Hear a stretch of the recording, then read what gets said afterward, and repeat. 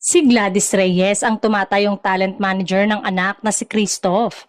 Sumabak na rin sa show business ang binata bilang isang singer at songwriter sa pamamahala ng Star Music. Katuwang ni Gladys ang Star Magic para sa karerang panganay nilang anak ni Christopher Rojas. Siguro kung merong medyo nakakaalam sa pasikot-sikot dito, isa na ako doon dahil 6 years old ako when I started. Yung sa akin is yung guidance lang. Yung gabay of course with Star Magic panatag ako. Alam ko naman na hindi nila pababayaan si Christoph. Yung sa akin is bilang magulang lang din and at the same time na bilang nasa industry ako. 'Di ba nandun ako kung maaaring hindi na niya pagdaanan yung mapapahamak pa siya. Magkakamali siya, bakit hindi pa natin i-guide? Kumbaga yung concern mo, hindi lang bilang magulang and at the same time, concern ka doon sa karera niya.